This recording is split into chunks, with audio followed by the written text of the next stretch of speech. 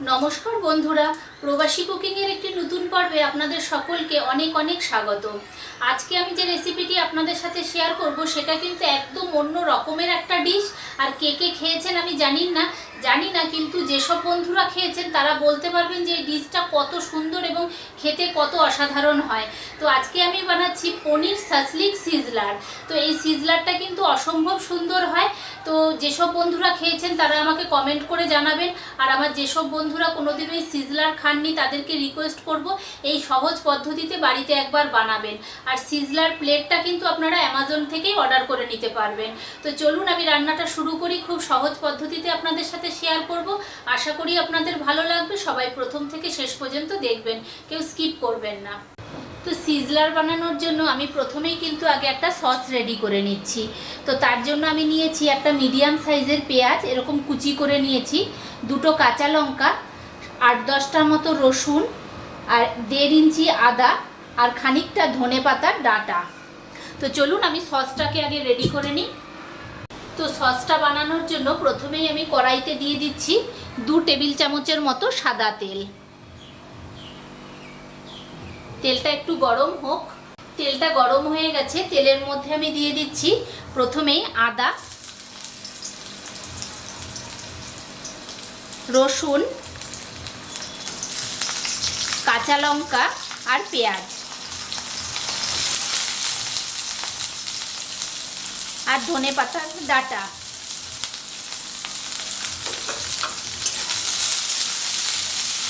এগুলোকে 1-2 বার নাড়াচাড়া করে এর মধ্যে দিয়ে দিচ্ছি যে গোলমরিচ আছে, কাঁচা গোলমরিচকে আমি হামালদিস্তাতে একটু গুঁড়ো করে নিয়েছি, সেই গুঁড়ো করা গোলমরিচ দিয়ে দিচ্ছি এর মধ্যে।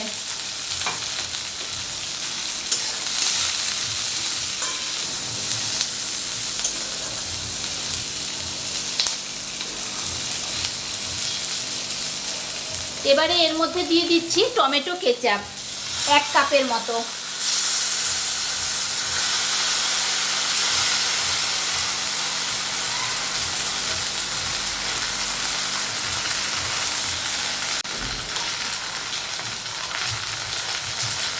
আর দিচ্ছি 1 কাপ পরিমাণে জল।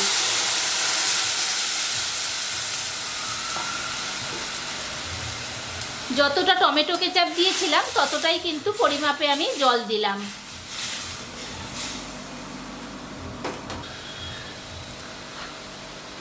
আর 2 চামচের মতো দিয়ে দিচ্ছি সয়া সস।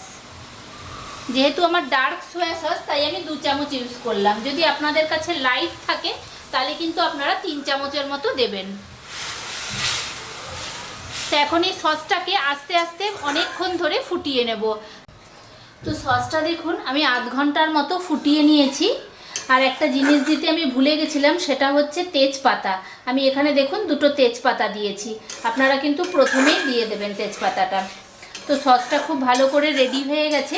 এবারে এটাকে একটা ছাঁকনির সাহায্যে আমি ছেঁকে নেব। এখানে একটা বাটির মধ্যে ছাঁকনি বসিয়ে দিয়েছি। এই ছাঁকনিটার মধ্যে সসটাকে ঢেলে দেব।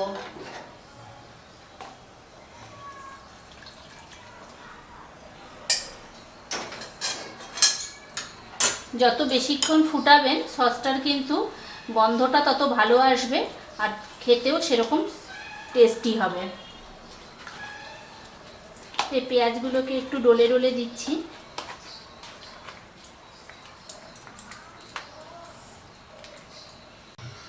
তো দেখুন রেডি হয়ে গেছে এই সসটা। এই সসটাকে সাইডে রেখে দিয়ে পরপর প্রসেসগুলো করব, কেন 3-4টে প্রসেস হবে। তো এবারে আমি রাইসটাকে রেডি করে নেব।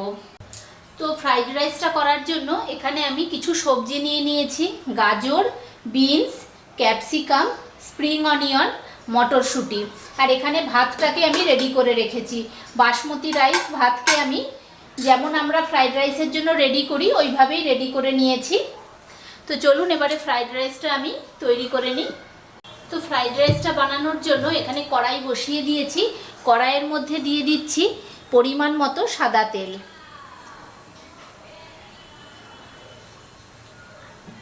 তেলটা একটু গরম হোক। তেলটা গরম হয়ে গেছে। তেলের মধ্যে আমি প্রথমেই দিয়ে দেব কুচনো গাজর। কেন গাজরটা ভাজতে একটু টাইম লাগে, তাই জন্য একটু গাজর দিয়ে দিলাম আগে। এবারে দিচ্ছি বিনস, ক্যাপসিকাম,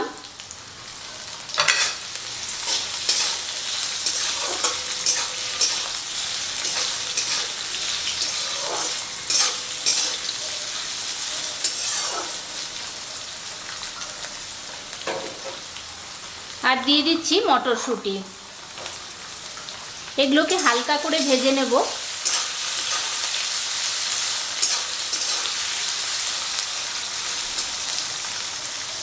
তো সবজিগুলোকে দেখুন হালকা করে ভেজে নিয়েছি। যেহেতু রাইসের জন্য বেশি ভাজলে তো ভালো লাগবে না, শক্ত হয়ে যাবে, তাই জন্য হালকা ভেজে নিয়ে এবারে যে রাইসটা আমি রেডি করে রেখেছিলাম ওটা আমি দিয়ে দিচ্ছি।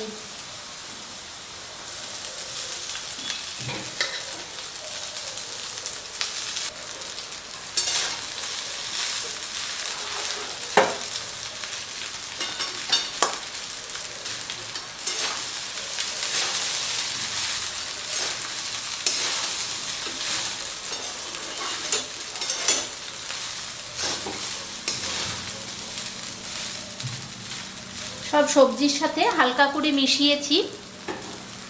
এবারে এর মধ্যে দিয়ে দিচ্ছি 1 চামচ ভিনিগার,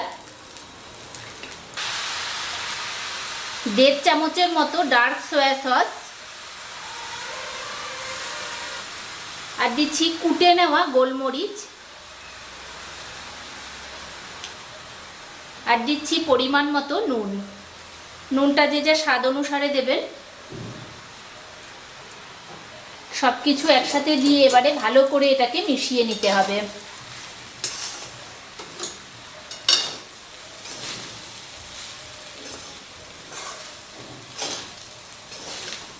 খুব আলতো হাতে মিশাতে হবে, নাহলে ভাতগুলো কিন্তু ভেঙে যাবে।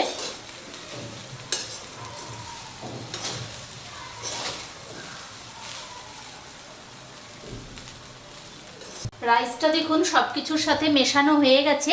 এবারে নামানোর আগে আমি দিয়ে দিচ্ছি স্প্রিং অনিয়ন। তো স্প্রিং অনিয়ন দিয়ে একবার একটুখানি মিশিয়ে দেব।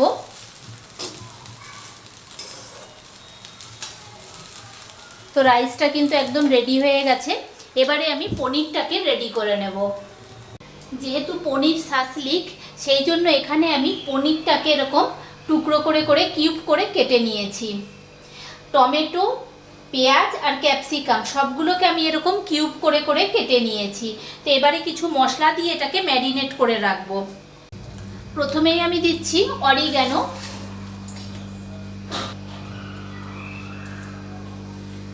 আর হচ্ছে কাসৌরি মেথি, কুটে নেওয়া গোলমরিচ, 1 চামচ কাশ্মীরি লঙ্কার গুঁড়ো, পরিমাণ মতো নুন, 1 চামচ শেজওয়ান সস, আর 2 চামচের মতো সাদা তেল। তো সবকিছু দিয়ে আগে মশলাটাকে ভালো করে মাখিয়ে নেব। তো মশলাটাকে মাখিয়ে নিয়েছি। এবারে এই যে কেটে রেখেছিলাম পনির আর সবজিগুলো, এগুলোকে আমি দিয়ে দেবো এর মধ্যে।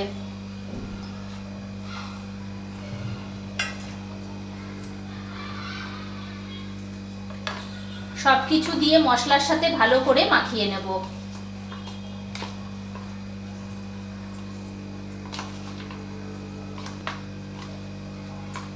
তো সবকিছুকে দেখুন মশলার সাথে খুব ভালো করে মাখিয়ে নিয়েছি।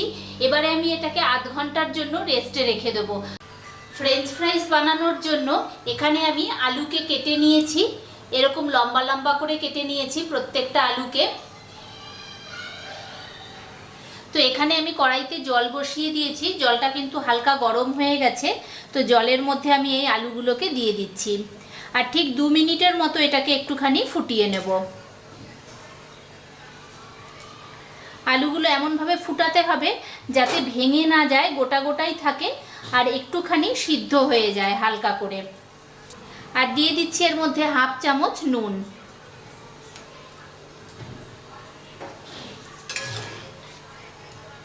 তো আলুটাকে 2 মিনিটের মতো ফুটিয়ে নিই। তো মিনিট 2-এর মতো আলুটাকে ফুটিয়ে নিয়েছি। এবারে কিন্তু এটাকে নামিয়ে নেব। নামিয়ে ঠান্ডা করে পুরো জলটাকে একদম ঝরিয়ে শুকনো করে নেব। আমি টিস্যু দিয়ে আলুটাকে মুছে দেব, তাহলে কিন্তু শুকনো হয়ে যাবে, তাহলে ভাজলে বেশ কড়কড়া থাকবে। তো আলুগুলোকে সিদ্ধ করে আমি পুরো জলটাকে ঝরিয়ে নিয়েছি। এবারে এর মধ্যে দিচ্ছি কর্নফ্লোর। এখানে আমি 4 চামচের মতো কর্নফ্লোর দিলাম, আর এটাকে খুব ভালো করে মিশিয়ে নিতে হবে। খুব আলতো হাতে করতে হবে কাজটা। এবারে এটাকে তেলের মধ্যে ডিপ ফ্রাই করে নেব। তো কড়াইয়ের মধ্যে বেশ খানিকটা পরিমাণে তেল দিয়ে দিয়েছি। এবারে তেলের মধ্যে এই যে কর্নফ্লোর মাখানো আলুগুলোকে দিয়ে দেব, দিয়ে একদম ডিপ ফ্রাই করতে হবে।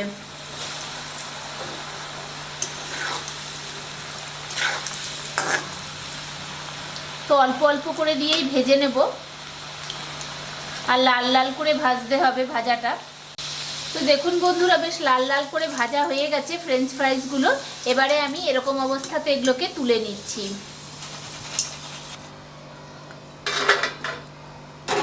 তো একই প্রসেসে বাকিগুলোকেও ভেজে নেব। তো যে পনিরটা ম্যারিনেট করে রেখেছিলাম, এবারে এটা যেহেতু শাসলিক হবে, পনির শাসলিক, এখানে এরকম একটা কাঠি নিয়ে নিয়েছি। তো এই কাঠির মধ্যে এগুলোকে এখন আমি গেঁথে নেব। প্রথমেই আমি দিচ্ছি একটা ক্যাপসিকাম, তারপরে দিচ্ছি একটা পেঁয়াজ, একটা পনির, তারপরে দেব টমেটো, আবার ক্যাপসিকাম, আবার একটা পনিরের পিস, পেঁয়াজ,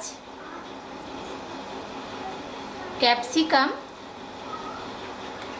তারপরে দিচ্ছি একটা টমেটো। তো দেখুন এইভাবে আমি এগুলোকে রেডি করে নিচ্ছি। সমস্ত পনিরগুলোকে রেডি করে নিয়েছি। এবারে এই তাওয়ার মধ্যে দিয়ে দিচ্ছি অল্প করে একটু তেল। তেলটা একটু গরম হোক। তো তেলটা গরম হয়ে গেছে। এবারে এই কাঠিগুলো দিয়ে দিয়ে আমি আস্তে আস্তে একটা একটা করে বসিয়ে দিচ্ছি। আর গ্যাসের পাওয়ারটা কিন্তু কম করে দিচ্ছি, যাতে আস্তে আস্তে হয় সুন্দরভাবে। তো এটা এখন মিনিট 2 হোক একটা দিক, তারপরে আমি উল্টে পাল্টে সমস্ত দিকগুলোকে ভেজে নেব। তো মিনিট 2 মতো হয়ে গেছে। এবারে আমি একটা দিক করে উল্টে দিচ্ছি। দেখুন কত সুন্দরভাবে হচ্ছে। তো আবার আরেকটা দিক হোক। সমস্ত দিক 4-5টায় কিন্তু ঘুরিয়ে ঘুরিয়ে করে নিতে হবে। তো দেখুন সব দিকগুলো বেশ ভালোভাবে ভাজা হয়ে গেছে। ঘুরিয়ে ফিরিয়ে সব দিকগুলো ভালো করে ভেজে নিয়েছি। এবারে এটাকে নামিয়ে সাইড করে রেখে দিচ্ছি। আর এখানে দেখুন সিজলারের প্লেটটা নিয়ে নিয়েছি। এটা কিন্তু আয়রনের হয়। তো এইটাকে এবারে আমি এই গ্যাসের উপরে বসিয়ে দেবো। একদম বেশ ভালোভাবে এটাকে গরম করতে হবে। তো এখন মিনিট 5 মতো এটা ভালো করে গরম হোক। আর যাদের কাছে এরকম সিজলারের প্লেট নেই, তারা কিন্তু তাওয়ার উপরেও করতে পারেন। তাওয়াটাকে এরকমভাবেই হিট করে নিয়ে তার উপরে বাঁধাকপির পাতা দিয়ে যে সমস্তগুলো বানাবেন ওগুলোকে একটার পর একটা দেবেন। তো দেখুন আমি কিভাবে এটাকে সাজাই এবারে। তো সিজলারের প্লেটটা গরম হয়ে গেছে। এবারে এটাকে আমি নামিয়ে এর উপরে দিয়ে দিচ্ছি। আর দিয়ে কিন্তু বেশিক্ষণ সময় দেওয়া যাবে না, সাথে সাথেই করতে হবে যাতে ঠান্ডা না হয়ে যায়। তো এখানে আমি বাঁধাকপির পাতা দিয়ে প্রথমে এটার উপরে দিয়ে দিলাম। তো এবারে এখানে যে রাইসটা করে রেখেছিলাম, এই যে বাটি করে এই রাইসটাকে আমি এর উপরে দিয়ে দিচ্ছি।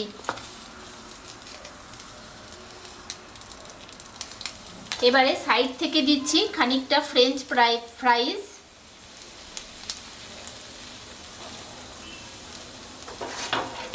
আর এখানে খানিকটা পেঁয়াজকে ভেজে নিয়েছিলাম। তো এই পেঁয়াজটা আমি সাইড করে দিয়ে দিচ্ছি। আর কিছু সবজি, গাজর, বিনস আর ক্যাপসিকাম। তো আপনারা কিন্তু আপনাদের ইচ্ছে মতো সবজি ব্যবহার করতে পারেন। এখানে ব্রোকলিও দিতে পারেন।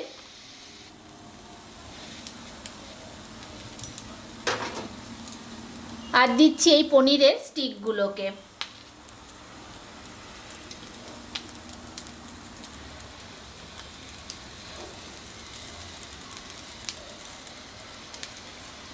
আর এখানে দিয়ে দিচ্ছি একদম চিল্ড বাটার। বাটারটা মেল্ট হবে আর তখনই কিন্তু ধোয়া বেরোবে। আর যে সসটা রেডি করে রেখেছিলাম এবারে উপর থেকে ওই সসটা আমি দিয়ে দিচ্ছি। তো দেখুন এই সসটা দেওয়ার সাথে সাথেই গরমে গরমে বেশ সুন্দর ধোয়া বেরোচ্ছে।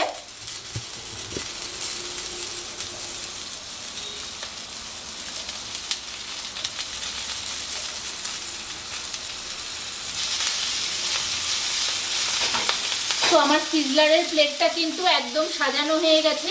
এবারে এইরকম অবস্থাতে এরকম গরম গরমই আমি এটাকে পরিবেশন করে দেব। তো বন্ধুরা রেডি হয়ে গেছে পনির শাসলিক সিজলার। দেখলেন তো কত সহজভাবে হলো। আর এটা কিন্তু খেতে খুবই অসাধারণ হয়। যারা বাড়িতে পারেন না তাদেরকে বলবো এটা খুব সহজ পদ্ধতিতে দেখালাম, এভাবে অবশ্যই একবার বাড়িতে ট্রাই করবেন, খেতে কিন্তু খুবই ভালো লাগে। তো আজকের মতো এই পর্যন্তই। আর আমার রান্নাটা আজকের কেমন লাগলো আমাকে অবশ্যই সবাই কমেন্ট করে জানাবেন। সবাই ভালো থাকবেন, সুস্থ থাকবেন। দেখা হচ্ছে পরের দিন অন্য কোনো একটা নতুন রান্না নিয়ে।